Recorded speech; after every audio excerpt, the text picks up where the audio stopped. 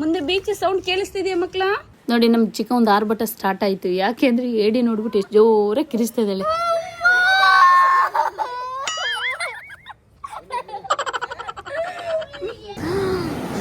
ನಮ್ಮನೆ ಮಕ್ಳು ಹಿಂಗ್ ಬಿಟ್ಟಿದ್ರಲ್ರಿ. ಬಾ ಮಗ್ಳು ಬೇಡ, ನಿಮ್ಮ ಅಪ್ಪ ಹಿಂಗೇನೆ. ಅಯ್ಯೋ ನಮ್ಮಮ್ಮ ಟೆನ್ಷನ್. ನಾವು ನಿನ್ನೆ ಸಾಲಿಗಮ್ಮ ಕಯಾಕಿಂಗ್ ಪಾಯಿಂಟ್ ಬೋಟಿಂಗ್ ಮುಗಿಸ್ಕೊಂಡು ಸೀದಾ ಮರವಂತೆ ಬೀಚ್ ಮುಖಾಂತರ ಗೋಕರ್ಣಕ್ಕೆ ಬಂದ್ವಿ. ರಾತ್ರಿ ಬರೋದ್ರೊಳಗೆ 10 ಗಂಟೆ ಆಗೋಗಿತ್ತು. ಇನ್ನ ನಮ್ಮನೆಯವರು ಇನ್ಕ್ರೆಡಿಬಲ್ ಟ್ರಿಪ್ಸ್ ಮುಖಾಂತರ ಈ ರೆಸಾರ್ಟ್ ನ ಬುಕ್ ಮಾಡಿದ್ರು. ಪತಂಗ ಬೀಚ್ ರೆಸಾರ್ಟ್ ಅಂತ ಹೇಳ್ಬಿಟ್ಟು ಸ್ಕ್ರೀನ್ ಮೇಲೆ ನಂಬರ್ ಕೊಟ್ಟಿರ್ತೀನಿ. ನಮ್ಮನೆಯವರು ಲಾಸ್ಟ್ ಟೈಮ್ ಬಂದಾಗ ಇಲ್ಲೇ ಸ್ಟೇ ಆಗಿದ್ರು. ಸೊ ಹಾಗಾಗಿ ಇವಾಗ ರಾತ್ರಿ 10 ಗಂಟೆ ಇಲ್ಲಿ ಬಂದಿದ್ವಿ. ಮುಂದೆ ಬೀಚ್ ಸೌಂಡ್ ಕೇಳಿಸ್ತಿದೆಯಾ ಮಕ್ಳ? ನೋಡಿ ನಮ್ ಚಿಕ್ಕ ಒಂದು ಆರ್ಭಟ ಸ್ಟಾರ್ಟ್ ಆಯ್ತು. ಯಾಕೆ ಅಂದ್ರೆ ಏಡಿ ನೋಡ್ಬಿಟ್ಟು ಎಷ್ಟು ಜೋರಾಗಿ ಕಿರಿಸ್ತಾ ಇದ್ದಾಳೆ.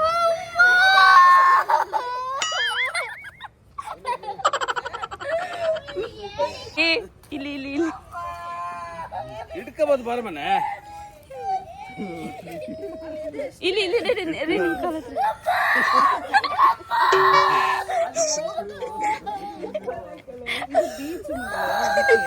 ಮತ್ತೆ ಬೀಚ್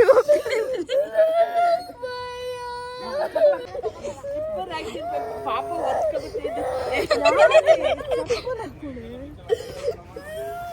ಮತ್ತೆ ಬೀಚಲ್ಲಿ ಇನ್ನೇನು ಆಟಾಡ್ತೀಯ ಮಗಳು ಚಿಕ್ಕವನ್ನ? ಟೈಟಲ್ ಏನು ಗೊತ್ತಾ? ರಾತ್ರಿ 10 ಗಂಟೆಯಲ್ಲಿ ನಮ್ಮ ಚಿಕ್ಕವ್ ಏನು ನೋಡಿದ್ರು. ನಾವು ಬಂದಿದ್ದೆ ಲೇಟ್ ಆಗಿತ್ತಲ್ಲ. ಸೊ ಹಾಗಾಗಿ ಫಸ್ಟ್ ಊಟ ಮಾಡ್ಕೊಂಡ್ಬಿಡೋಣ, ಆಮೇಲೆ ಫ್ರೆಶ್ ಅಪ್ ಆಗೋಣ ಅಂತ ಹೇಳ್ಬಿಟ್ಟು ಲಗೇಜ್ ಎಲ್ಲ ಇಟ್ಬಿಟ್ಟು ಈಗ ನಾವು ಊಟಕ್ಕೆ ಬಂದಿದ್ದೇವೆ.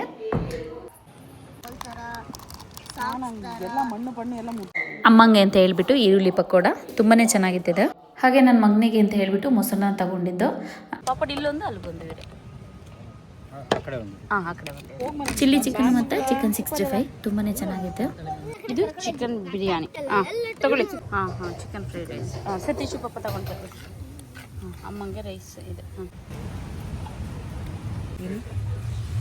ಚಿಕನ್ ಫ್ರೈಡ್ ರೈಸ್ ಮತ್ತೆ ಇದು ಅಲ್ಲಮ್ಮ ಎಗ್ ಫ್ರೈಡ್ ರೈಸ್ ಇದು ಏನಿಲ್ಲ ಗೊತ್ತಿಲ್ಲ. ಮಕ್ಕಳು chicken fried rice.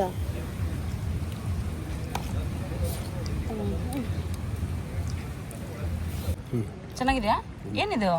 Crab crab France ಅಲ್ಲ ಅನ್ಸುತ್ತೆ. ಅದು ರೌಂಡ್ ಬರುತ್ತೆ. ಅದೇ ತವಾ ಮಾಡಿ ಮಸಾಲ ನಾವು ನಾಯಿ ಬಿಲಿಂಗ್ ಮಾಡ್ಬೇಡ ಇಲ್ಲಿ ಮಗನ ಇಲ್ಲ ಇದೀನಲ್ಲ, ನಾಯಿಕ್ಕಿಂತ ಸ್ಪೀಡ್ ಆಗಿದ್ದೀನಿ ನಾನು. ಎಲ್ರಿಗೂ ಶುಭೋದಯ. ನಿನ್ನೆ ವಿಡಿಯೋನೇ ಕಂಟಿನ್ಯೂ ಮಾಡ್ತಾ ಇದ್ದೀನಿ. ಇವತ್ತು ಪಾರ್ಟ್ 3. ಈ ಥರ ಕಾಟೇಜಸ್ ಇದೆ, ಈ ಥರ ರೂಮ್ಸ್ ಇದೆ. ರಾತ್ರಿ ನಾವು ಆ್ಯಕ್ಚುಲಿ ಅಲ್ಲೇ ಊಟ ಮಾಡಿದ್ದು. ಬನ್ನಿ ಹೇಗಿದೆ ಅಂತ ನೋಡೋಣ. Full travel. ನಾವು ಬಂದಿರೋ ಟೈಮ್ ಸಿಕ್ಕಾಬಟ್ಟೆ ಸೆಕೆ ಇಲ್ವಾ? ನಿನ್ನೆ ಎಲ್ಲ ಫುಲ್ ಸುಸ್ತಾಗಿ ಹೋಗ್ಬಿಟ್ಟಿದ್ದು. ಏನಿಲ್ಲ ಜಾಸ್ತಿ ನಿನ್ನೆ ಅಷ್ಟು ಸುತ್ತಾಡಲಿಲ್ಲ, ಬಟ್ ಟ್ರಾವೆಲ್ ಮಾಡೇ ಸುಸ್ತಾಗ್ಬಿಡ್ತು ಅಷ್ಟೇ, ಸುತ್ತಲಿಲ್ಲ ಜಾಸ್ತಿ. ನಿನ್ನೆ ಬಂದು ಹಾಗೆ ಊಟ ಎಲ್ಲ ಮಾಡಿಕೊಂಡು ಇಲ್ಲ ಸ್ವಲ್ಪ ಹೊತ್ತು ಓಡಾಡಿ ಆನಂತರ ಹೋಗಿ ಮಲ್ಕೊಂಡಿದ್ದಾಯ್ತು. ಈಗ ಇದು ಬೆಳಗ್ಗೆ ನಿನ್ನೆ ವಿಡಿಯೋನ ಇವತ್ತು ಕಂಟಿನ್ಯೂ ಮಾಡ್ತಾ ಇದ್ದೀನಿ. ಮಣ್ಣನ್ನು ತುಂಬ ನಡೆಯೋಕ್ಕಾಗಲ್ಲ. ನಾನೇನು ಬೇಗ ನಡಿಬೋದು ಅಂದ್ಕೊಂಡೆ. ನಾನು ಈ ಕಡೆ ಕಾಲು ಹಾಕಿದ್ರೆ ಅದೇ ಈ ಕಡೆನೂ ಹೋಗ್ತದೆ. ಒಬ್ಬೊಬ್ಬೊಬ್ಬೊಬ್ಬೊಬ್ಬ ಇಲ್ಲಿ ನಮ್ಮನೆ ಮಕ್ಕಳು.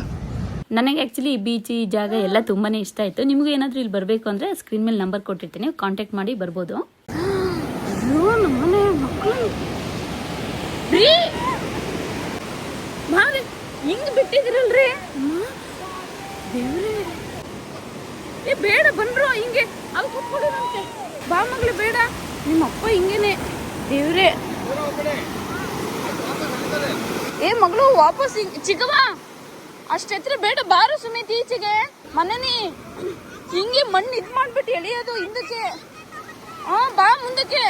ಇಲ್ಲಿ ಬೀಚ್ಗೆ ಅರ್ಲಿ ಮಾರ್ನಿಂಗ್ ಬಂದುಬಿಡಬೇಕು. ಬಿಸಿಲಾದಾಗ ಇಲ್ಲಿ ಇರೋಕ್ಕಾಗಲ್ಲ, ಸ್ವಲ್ಪ ಹಿಂಸೆ ಅನಿಸ್ಬಿಡುತ್ತೆ. ಸೊ ಹಾಗಾಗಿ ಬೆಳಗ್ಗೆ ನಾವು ಎದ್ದೇಳೋದ್ರೊಳಗೆ ಮಕ್ಕಳನ್ನ ಕರ್ಕೊಂಡು ಪಪ್ಪನ ನಮ್ಮ ಮನೆಯವರು ಬಂದಿದ್ರು. ಮಕ್ಕಳು ಪರಿಸ್ಥಿತಿ ನೋಡಿ ನನಗೆ ತಲೆ ತಿರುಗ್ದಂಗೆ ಆಗಿಬಿಡ್ತು. ಯಾಕಂದರೆ ಎಷ್ಟೋ ವೀಡಿಯೋಗಳಲ್ಲಿ ನೋಡಿರ್ತೀವಲ್ಲ, ಹಿಂಗೆ ಮಜಾ ಅವ್ರಿಗೆ ಗೊತ್ತಾಗಲ್ಲ, ಖುಷಿ ಅಂತ ಬರ್ತಾರೆ. ಈ ಥರ ಹಿಂಗೆ ಆಟಾಡ್ತಾ ಮಣ್ಣು ನೀರು ಎಳ್ಕೊಂಡು ಹೋಗ್ಬಿಡುತ್ತೆ. ನಂಗೆ ಅಲ್ಲಿ ಬಂದು ನೋಡಿ ಶಾಕ್. ನನಗೆ ವಾಯ್ಸೇ ಬರ್ತಾಯಿಲ್ಲ, ತಲೆ ಕೆಟ್ಟು ಹೋದಂಗೆ ಆಯ್ತು. ಅಲ್ಲಿ ನೋಡಿದರೆ ನಮ್ಮ ಮನೆಯವರ ಪಾಪ ಎತ್ಕೊ ಕೂತಿದ್ದಾರೆ, ಮಕ್ಳು ಇಲ್ಲಿದ್ದಾರೆ. ಒಂದು ಪಾಪ ಇಟ್ಕೊಂಡು 2-3 ಮಕ್ಳು ಬಿಟ್ಟಿಲ್ಲ, ಏನು ಪ್ರಯೋಜನ? ಅಯ್ಯೋ, ನಂಗೆ ಸುಧಾರಿಸ್ಕೊಳ್ಳೋಕ್ಕೆ ಅರ್ಧ ಗಂಟೆ ಆಯ್ತು. ಹಂಗಾಗಿ ನಾನು ನೀರಿಗೆ ಇಳಿಲಿಲ್ಲ.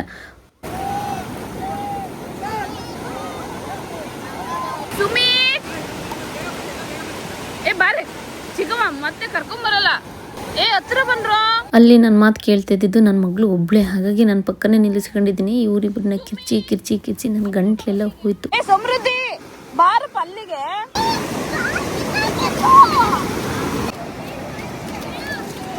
ಇಲ್ಲಿ ನನ್ನ ಮಗಳು ನೆನ್ನೆ ಆಟಾಡ ತಗೊಂಬಂದಿಲ್ಲಲ್ಲ, ಅದನ್ನ ಅವರಪ್ಪ ನನ್ನ ಮಗಂಗೆ ಕೊಟ್ಬಿಟ್ಟಿದ್ದಾರೆ. ಯಾಕೆ ಇದು ಓಪನ್ ಮಾಡಿಕೊಟ್ರಿ ಅಂತ ಅದಕ್ಕೆ ಬೇಜಾರು. ನನ್ನ ಮಗ ನೋಡಿ ಎಷ್ಟು ಚೆನ್ನಾಗಿ ಆಟ ಆಡ್ತಿದ್ದಾನೆ ಪಾಪ. ನಮ್ಮ ಚಿಪ್ಪಿಗೆ ಅದು ಆಟಾಡೋ ಏಜ್ ಅಲ್ವಾ, ಈಗ ಅವನು 7th, ಇನ್ನೊಂದು 3-4 ವರ್ಷ ಇದೇ ಥರ ಅಲ್ವಾ ಆಟಾಡೋದು, ಇದೇ ಯೋಚನೆ ಇರುತ್ತೆ. ನಾನು ಎಷ್ಟು ಕರೀತಿದ್ದೀನಿ ಅವ್ನು ನನ್ನ ಮಾತಿಗೆ ತಲೆನೇ ಕೆಡಿಸ್ಕೊತಿಲ್ಲ. ಆದರೂ ತುಂಬ ಪಾಪ ಒಳಗೆ ಹೋಗ್ತಿಲ್ಲ, ಬಾರ್ಡ್ರಲ್ಲೇ ಇದ್ದಾನೆ.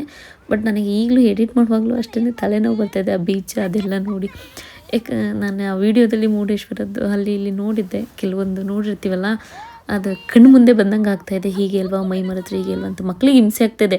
ಮುಂಚೆನೂ ಅಷ್ಟೇ ನಮ್ಮಮ್ಮ ನಮಗೆ ತೀರಾ ಹಿಂಸೆ ಕೊಡೋರು, ಹಿಂಗೆ ನೀರು ಹತ್ರ ಎಲ್ಲ ಹೋಗೋಕೆ ಬಿಡ್ತಿರ್ಲಿಲ್ಲ. ಬರೀ ಕಾಲೇಜ್ಗೆ ಕೂತ್ಕೊಳ್ಳಿ ಅಂತ ಹೇಳೋರು. ನಾವು ಜಗಳ ಮಾಡ್ಕೊಂಡು ಹೊತ್ತು ಕರೆದು ಹಿಂಸೆ ಕೊಡ್ತೀರಾ, ಫ್ರೀಯಾಗಿ ಬಿಡೋಲ್ಲ, ಅದಕ್ಕೆ ಕರ್ಕೋರ್ಬೇಕು, ಬರೀ ತಿರುಗಿಳೋದು ಇದನ್ನೇ ಮಾಡ್ತಾಯಿದ್ದು. ಬಟ್ ಇವಾಗ ಗೊತ್ತಾಗ್ತದೆ ಹೀಗಾಗುತ್ತೆ ಅಂತ ಹೇಳ್ಬಿಟ್ಟು. ನಮ್ಮ ಪಪ್ಪ ಸ್ವಲ್ಪ ಫ್ರೀ ಬಿಡ್ತಾರೆ, ಆದರೂ ಏನು ಮಾಡೋಕ್ಕಾಗಲ್ವಲ್ಲ, ಒಂದೊಂದು ಸರಿ ಗ್ರಾಚಾರ ಕೆಟ್ಟರೆ ಯಾಕೆ ಬೇಕು. ಆದಷ್ಟು ನಮ್ಮ ಪ್ರಯತ್ನ ನಾವು ಮಾಡಬೇಕು. ಆಮೇಲೆ ಅದ್ರ ಮೇಲೂ ಇನ್ನು ದೇವ್ರಿಗೆ ಬಿಟ್ಟಿದ್ದು, ಏನೂ ಮಾಡೋಕ್ಕಾಗಲ್ಲ. ಅಬ್ಬ ನನ್ನ ಮಗನಿಗೆ ಏನು ಖುಷಿಯಾಗಿದೆ ಕುತ್ಕೊಂಡು ಕೆರೆಯಕ್ಕೆ. ಮುರುಡೇಶ್ವರ ಹಿಂಗೇನ ರೀ, ಮತ್ತೆ ಎಷ್ಟೋದ್ರು ನಡ್ಕೊಂಡು ಹೋಗ್ಬೋದು ಅಂದ್ರೆ. ಹಾಂ ಎಲ್ಲ ಇದ್ರಲ್ಲಿ ಹೋಗ್ಬೋದಾ? ಹಾಂ ಬಾ ಹತ್ರ ಬಾ. ಇನ್ನೂ ನಮ್ಮ ಪಪ್ಪ ನಮಗೆ ಬೈತಿದ್ರೆ ಇನ್ನೆಲ್ಲಿ ಹೋಗ್ತಾರೆ, ಇಲ್ಲೇ ಇಲ್ವಾ ಅಂತ. ಬಟ್ ನೋಡುವಾಗ ಹೆಂಗೆ ಅನ್ಸುತ್ತೆ ಗೊತ್ತಾ, ಅಲೆಗಳು ಬಂದಾಗ ಜೀವ ಮೇಲೂ ಕೆಳಗೆ ಬರುತ್ತೆ ನೋಡಿ. ಇಲ್ಲಿ ಇವ್ರು ಹೇಗೆ ಆಡ್ತಾಯಿದ್ರಂತ ಲೇಡಿ ಬೇಡ ಬೇಡ ಬೇಡ ಬೇಡ ಅಂತ, ಆದರೆ ಹುಡುಗರು ಬಿಡ್ತಲ್ಲ. ಅಂದರೆ ಏಜೇ ಹಾಗೆ ಜೋಶಲ್ಲಿ ಇರ್ತಾರೆ. ನಾಳೆ ದಿನ ಮತ್ತೇನಾಗುತ್ತೋ ಏನೋ, ಕೊನೆಗೆ ಅವರೇ ಪಶ್ಚಾತ್ತಾಪ ಪಡೋದು. ಬಾ ಅದಕ್ಕೆ ಮಕ್ಕಳನ್ನ ಎಲ್ಲಿಗೂ ಕಳಿಸ್ಬಾರ್ದು, ಜೊತೆಲಿ ನಾವು ಬರಬೇಕು, ಆಗಲೇ ಸಮಾಧಾನ. ಇನ್ನು ಅದ್ರ ಮೇಲೆ ನಮ್ಮ ಕೈಯಲ್ಲಿ ಇಲ್ಲ, ಅವ್ರ ಕಾಲ ಮೇಲೆ ಅವ್ರು ನಿಂತಿದ್ದಾರೆ ಅಂದಾಗ ಏನು ಮಾಡೋಕ್ಕಾಗಲ್ಲ, ಅವ್ರಿಗೆ ಬಿಟ್ಟಿದ್ದು. ನಮ್ಮ ಕೈಲಿರೋವ್ರಿಗೂ ನಮ್ಮ ಜವಾಬ್ದಾರಿ ಅಲ್ವಾ. ಸೊ ಹಾಗಾಗಿ ಕೇರ್ಫುಲ್ಲಾಗಿ ನೋಡ್ಕೊಬೇಕು. ತಿರುಗಿ ಹೇಳ್ತಾರೆ ಅವ್ರ ದೃಷ್ಟಿಲಿ ನಾವು ಕೆಟ್ಟವರಾಗ್ತೀವಿ, ಪರವಾಗಿಲ್ಲ. ಕೆಟ್ಟವರಾಗೋಕ್ಕಿಂತ ಮಕ್ಳಿಗೆ ಏನು ತೊಂದರೆ ಆಗದಿದ್ರೆ ಒಳ್ಳೇದಲ್ವಾ. ಅವ್ರೇನಾದರೂ ನಂಗೆ ಸ್ವಲ್ಪ ಆಟಾಡೋ ಆಸೆ, ಆದರೆ ಈ ಮಕ್ಕಳು ನೋಡ್ಬಿಟ್ಟು ನಾನೇ ಸುಮ್ಮನಾಗ್ಬಿಟ್ಟೆ, ಯಾಕೆ ಬೇಕು ಅಂತ. ನಾನು ನೀರೊಳಗೆ ಇಳಿದ್ಬಿದ್ದ ತಕ್ಷಣ ಮೈ ಮಾತ್ರ ಮೇಲೆ ಏನು ಮಾಡಿಬಿಡೋಣ. ಹಾಗಾಗಿ ಸ್ವಲ್ಪ ಮಕ್ಕಳು ಫ್ರೀಯಾಗಿ ಬಿಟ್ಬಿಟ್ಟು ನಾನೇ ಸ್ವಲ್ಪ ಕೇರ್ಫುಲ್ಲಾಗಿ ನೋಡ್ಕೊಳ್ಳೋಣ, ಕಣ್ಣು ಹಾಯಿಸ್ತಿರೋಣ ಅಂತ ಹೇಳಿ ಇಲ್ಲಿ ನಿಂತ್ಕೊಂಡೆ. ಸುಮ್ಮಿ ಮತ್ತೆ ಈಗಲೇ ಕರ್ಕೊಂಡು ಹೋಗ್ಬಿಡ್ತೀವಿ, ಹತ್ರ ಬಾ.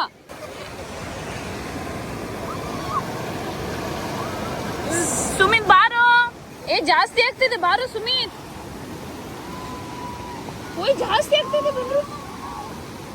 ಸುಮಿತ್ ಬಾರೋ, ಓ ಡ್ಯಾಡಿ ಬನ್ನಿ ಡ್ಯಾಡಿ. ಅಂದರೆ ಅಲೆಗಳು ಜಾಸ್ತಿ ಆಗ್ತಿದ್ದೇವೆ ಅಂತ, ಅಲ್ಲಿ ಏನು ಜಾಸ್ತಿ ಆಗ್ತಿಲ್ಲ. ನಂದು ಇಮ್ಯಾಜಿನೇಷನ್ ಟಿ ವಿಲೆಲ್ಲ ನೋಡಿ ಈ ಥರ ಆಟ ಆಡ್ತಿರ್ತಾರೆ, ಅಲೆಗಳು ಒಂದು ಸರಿ ಜಾಸ್ತಿ ಆಗುತ್ತೆ ಗೊತ್ತಾಗಲ್ಲ ಅಂತ ನನ್ನ ತಲೆಯಲ್ಲಿ ತುಂಬಿಕೊಂಡು ಅದು ಹಾಗೆ ಅನ್ನಿಸ್ತಾ ಇದೆ. ಸುಮಿತ್ ಬಾರೋ, ಏ ಚಿಕ್ಕವ ಬರಲೆ. ಸುಮಿತ್ ಬಾರೋ, ಎಲ್ಲ ತುಂಬಿಟ್ಕೊಳ್ಳಿ, ಆ ಬಕೆಟ್ಗೆ ಹಾಕಿ ಇಟ್ಕೊಳ್ಳಿ. ಎಲ್ಲಿ ನಿನ್ ಬಕೆಟೇ ಹೋಯ್ತಾ? ಅಂದರೆ ನಮ್ಮ ಅಕ್ಕ ಮತ್ತು ನಮ್ಮ ಅಮ್ಮನೂ ಮತ್ತು ಅಕ್ಕ ಹೀಗೆ ಬಂದರು. ಅಂದರೆ ಇವ್ರು ಬೆಳಗ್ಗೆನೇ ಬಂದಿದ್ರು, 6-6:30 ಬಂದಿದ್ರು. ನಾನು 6:45 7 ಗಂಟೆಗೇನೋ ಬಂದೆ. ಅಮ್ಮ ಅವ್ರಿಗೆ 7-7 ಕಾಲಂಗೆ ಬಂದಿದ್ದಾರೆ.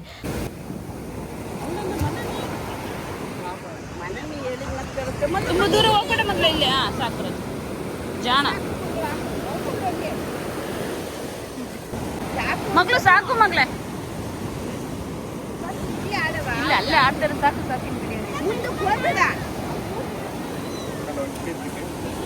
ದೊಡ್ಡ ಅಲೆ ಬರ್ತಾ ಇದೆ ಮಗಳು. ಚಡ್ಡಿ ಹೊರಗಡೆ ಹೇಳ್ಕೊಳ್ಳಿ, ಅಲ್ಲ ಕೆಳಗಡೆ ಹೇಳ್ಕೊ ಚಡ್ಡಿ. ಚಿಕ್ಕ ಮಗಳು ಸಾಕು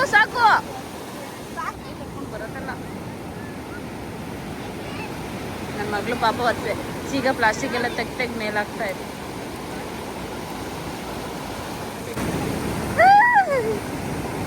ಅದೇ ಒಂದೊಂದು ಏಜಲ್ಲಿ ಎಲ್ಲ ಮಾಡ್ಬಿಡ್ಬೇಕು ಅಂತ. ನಾವು ಚಿಕ್ಕದ್ರಲ್ಲಿ 7th 8th ಇದ್ದಾಗ ಇವೆಲ್ಲ ಖುಷಿ ಆಗೋದು. ಹಿಂಗೆ ಮನೆಯವ್ರು ತಿರ್ಚೋರು, ನಾವು ಹಿಂಸೆ ಕೊಡ್ತಾರಲ್ಲ ಇರೋ ಇವ್ರ ಕಡೆ ಜೊತೆ ಬರಲೇಬಾರ್ದು ಅಂತ ಅನ್ಕೊಳ್ಳೋರು. ಇವಾಗ ನಮ್ಮ ಮಕ್ಳು ಆ ಥರ ಮಾಡ್ಬಾರ್ದು. ಅಯ್ಯೋ ಮಕ್ಳನ್ನೇ ಕರ್ಕೊಬರ್ಬಾರ್ದು ಅಂತ ಈಗ ಅನ್ನಿಸ್ತಾ ಇದೆ.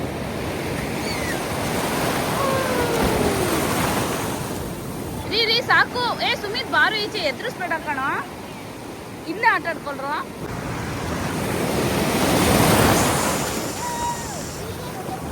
ಬನ್ನಿ ಹಿಂದೆ ಬಂದು ಆಟಾಡಿ.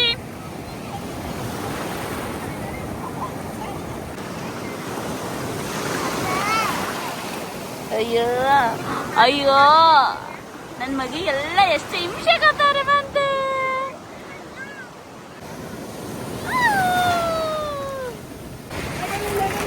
ನನ್ನ ಮಗಳೇ ಒಳ್ಳೇದಪ್ಪ, ಹೇಳಿದ ಮಾತು ಕೇಳುತ್ತೆ, ಅತಿ ಆಸೆ ಮಾಡಲ್ಲ, ಇಷ್ಟರಲ್ಲೇ ಕುತ್ಕೊಂಡು ಆಟ ಆಡುತ್ತೆ, ಮಜಾ ತಗೊಳುತ್ತೆ. ವೆರಿ ಗುಡ್ ಮಗಳೇ, ಥ್ಯಾಂಕ್ ಯು.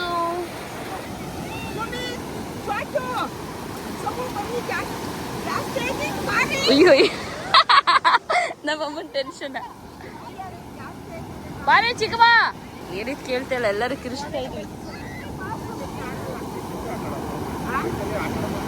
ಪಾಪ ನಮ್ಮ ಚುಪ್ಪಿಗೆ ಮಜಾ ಸಿಗ್ತಿಲ್ಲ, ಮಣ್ಣು ಮೇಲೆ ಬಿದ್ದು ಒದ್ದಾಡ್ತಿದ್ದೆ. ಅವನಿಗೇನೋ ಆ ಅಲೆ ಮೇಲೆ ನೆಗಿಬೇಕು, ಅದು ಮುಂದಕ್ಕೆ ದುಕ್ಕುತ್ತಲ್ಲ, ಅದು ಖುಷಿ.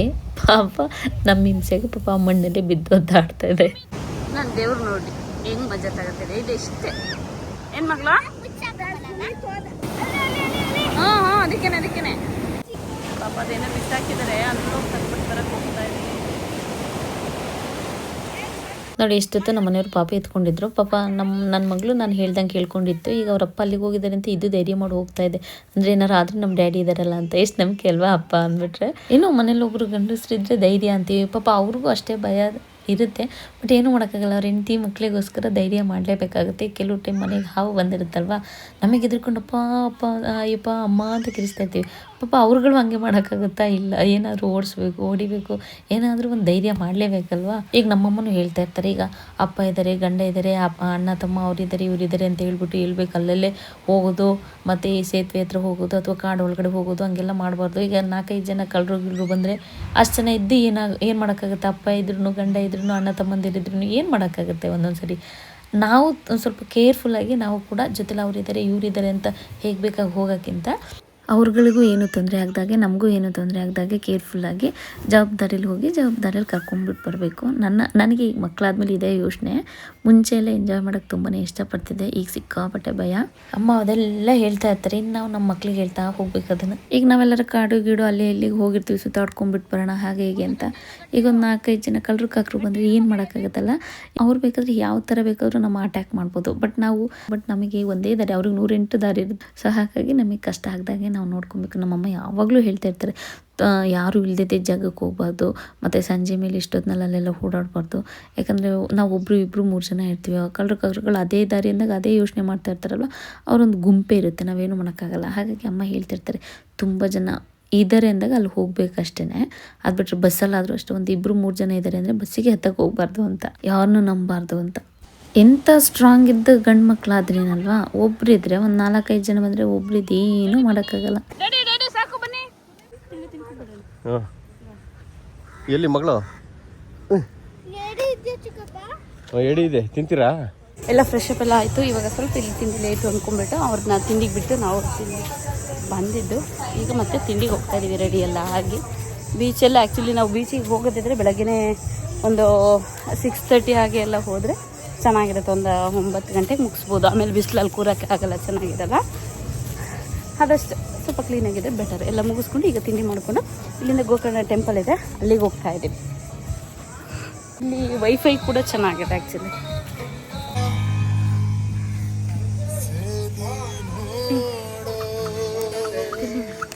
ತಿಂತಿದ್ದೇನೇನಾದರೂ ಚೂರು ಅಷ್ಟೇ. ಬೇಗ ಕುಡಿಬೇಕು ಈಗ ಸ್ನಾನಕ್ಕೆ. ಇದಕ್ಕೆ ಕೋಲ್ಡ್ ಇದೆ ಮಾತ್ರ, ಚೆನ್ನಾಗಿದೆ. ಪ್ಲೇಟ್ಗಳು ತಿಂಡಿ ತೋರ್ಸೋಣ ಅಂದರೆ ಇವತ್ತು ತಿಂಡಿ ತೋರ್ಸೋಕ್ಕೆಲ್ಲ ಪ್ಲೇಟ್ ಖಾಲಿನೇ ಆಗೋದು. ಇಲ್ಲಿ ಏನು ಅಂದರೆ ಮಾತ್ರ ಫುಡ್ಡು ಚೆನ್ನಾಗಿದೆ, ಮತ್ತು ತುಂಬ ವೆರೈಟಿ ಇದೆ. ಇಲ್ಲಿ ನಾವೇ ಅಮೌಂಟ್ ಪೇ ಮಾಡಿಬಿಟ್ಟು ಆಮೇಲೆ ನಮಗೆ ಏನು ಫುಡ್ ಬೇಕು ತಗೋಬೇಕು. ರೆಸಾರ್ಟಿಗೆ ಸೇರಲ್ಲ, ಇದು ಸಪ್ರೇಟಾಗಿ ಇರುತ್ತೆ. ಇದನ್ನ ಸಪ್ರೇಟ್ ಬಿಲ್ ಪೇ ಮಾಡ್ಕೊಂಡು ಇದು ಮಾಡಬೇಕು. ಚೆನ್ನಾಗಿತ್ತು, ಊಟ ಎಲ್ಲ ಚೆನ್ನಾಗಿದೆ. ರೂಮ್ ಎಲ್ಲ ಅಲ್ಲೇ ಬೀಚ್, ಇಲ್ಲಿ ರೂಮ್. ಈಗ ನಾವು 10 ಗಂಟೆಗೆ ಚೆಕ್ಔಟ್ ಆಗ್ತೀವಿ. ರಾತ್ರಿ ಎಲ್ಲ ಗೊತ್ತಾಗಿರಲಿಲ್ಲಲ್ಲ, ಸೊ ಹಾಗಾಗಿ ಈಗೊಂದು ವೀಡಿಯೋ ಮಾಡ್ಕೊಂಡಿದ್ದೀನಿ. ನನಗೆ ರೂಮು ರೆಸಾರ್ಟ್ಗಿಂತ ಬೀಚ್ ತುಂಬಾ ಚೆನ್ನಾಗಿದೆ, ಮತ್ತು ಊಟ ಅಂತೂ ಸಿಕ್ಕಾಬಟ್ಟೆ ಇಷ್ಟ ಆಯಿತು. ರೂಮ್ಸ್ ಎಲ್ಲ ಓಕೆ, ಸಿಂಪಲ್ ಚೆನ್ನಾಗಿದೆ. ಒಂದಿನ ಬಂದು ಹೋಗೋಕ್ಕೆ ಏನು ನಾವು ಜಾಸ್ತಿ ಹೆಚ್ಚು ಕಾಲ ರೂಮಲ್ಲಿ ಇರಲ್ಲ. ಈ ಬೀಚ್ ಹತ್ರ ಬಂದಮೇಲೆ ಬೀಚಲ್ಲೇ ಆಟ ಆಡ್ತೀವಲ್ವ. ನನಗೂ ಕೂಡ ಬೀಚ್ ತುಂಬಾ ಇಷ್ಟ ಆಯಿತು, ಅದರಲ್ಲೂ ಊಟನೂ ಅಷ್ಟೇ. ಈಗ ಅದೆಲ್ಲ ಮುಗಿಸ್ಕೊಂಡು ಈಗ ಹೊರಡ್ತಾ ಇದ್ದೀವಿ. ನೋಡಿ ಯಾವ ಥರ ಇದೆ ರೆಸಾರ್ಟ್ ಅಂತ ಹೇಳಿಬಿಟ್ಟು, ಪತಂಗ ಬೀಚ್ ರೆಸಾರ್ಟ್ ಅಂತ ಹೇಳಿಬಿಟ್ಟು ಸ್ಕ್ರೀನ್ ಮೇಲೆ ನಂಬರ್ ಇರುತ್ತೆ, ಕಾಂಟ್ಯಾಕ್ಟ್ ಮಾಡ್ಬೋದು. ಓಕೆ, ಸದ್ಯಕ್ಕೆ ಇವತ್ತಿಗೆ ಈ ವಿಡಿಯೋನ ಇಲ್ಲಿಗೆ ಮುಗಿಸ್ತಿದ್ದೀನಿ. ನಾಳೆ ಮತ್ತೆ ಇನ್ನೊಂದು ವಿಡಿಯೋದಲ್ಲಿ ಸಿಗ್ತೀನಿ. ಅಲ್ಲಿವರೆಗೂ ಎಲ್ರಿಗೂ ಧನ್ಯವಾದಗಳು.